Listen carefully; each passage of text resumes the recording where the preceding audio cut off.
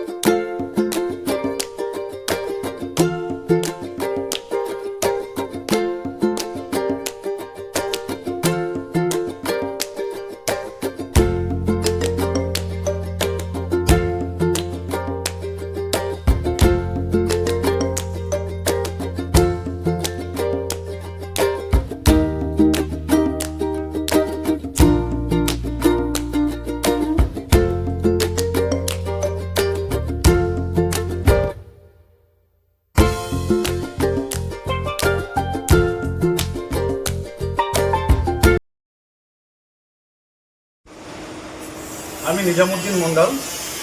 আমাদের শিক্ষা প্রতিষ্ঠান কলকাতা পাবলিক একাডেমিতে কালকে বিজেপির লোকেরা হঠাৎ আক্রমণ করে আমাদের শিক্ষা প্রতিষ্ঠানের অনেক কিছু ভাঙচুর করে। আমাদের স্কুলের গাড়ি ভাঙচুর করে, আমাদের নিজস্ব প্রাইভেট কারকে প্রচণ্ড পরিমাণে ক্ষতি করে। স্কুলের বিভিন্ন তথ্য চুরি করে নেয়। আমাদের স্কুলের যে যতগুলি সিসিটিভি ক্যামেরা সব ভেঙে দেয়, আশপাশেরও সিসিটিভি ক্যামেরা ভেঙে দেয়। ভেঙে দিয়ে তারপরে আমাদের এখানে স্কুলের গেট ফেট ভেঙে আমাদের যে মেন অফিসের শ্যাডার ফ্যাডার ভেঙে সব কিছু চুরি করে নেয়। আমাদের এখানে LCD TV, computer hard disk যতগুলি সিসিটিভির ছিল সব সিসিটিভি ভেঙে চুরি করে নেয়। সিসিটিভির যে মনিটর ছিল বা সিসিটিভি হার্ড ডিস্ক ছিল সব চুরি করে নেয়। তো এই নিয়ে আমরা থানায় এফআইআর করেছি। এখন থানা এই নিয়ে স্টেপ নিচ্ছে, এটা আমরা মিডিয়াকে জানাতে চাচ্ছি। তারপরে এইগুলো দেখাই সব ভিডিও পাঠানা বন্ধ কর, আরে বন্ধুর সঙ্গে এগুলো তুলে দিই না। সব ভিডিও পাঠানো আছে, ভিডিও খুব ভয়ঙ্কর পরিস্থিতি তৈরি হয়েছে। এই দুষ্কৃতীরা অতর্কিতে রাতের অন্ধকারে শিক্ষা প্রতিষ্ঠানে হামলা চালাচ্ছে। এটা নিয়ে পুলিশকে অভিযোগ জানানো হয়েছে। পুলিশ যদি এখনও পর্যন্ত কাউকে গ্রেপ্তার করতে পারেনি। কাঁকড়াহাটে এই ঘটনা, কলকাতা পাবলিক একাডেমি স্কুল, তো ওখানে প্রচুর ভাঙচুর চালিয়েছে রাতের অন্ধকারে দুষ্কৃতীরা। এ নিয়ে অভিযোগ জানানো হয়েছে বাগড়াহাট পুলিশ স্টেশনে, এবং পরবর্তী সময় পুলিশ যদি কোনো রকম ব্যবস্থা না নেয় তাহলে শিক্ষক এবং স্কুলের ছাত্রছাত্রীদের নিয়ে থানা ঘেরাও করা হবে।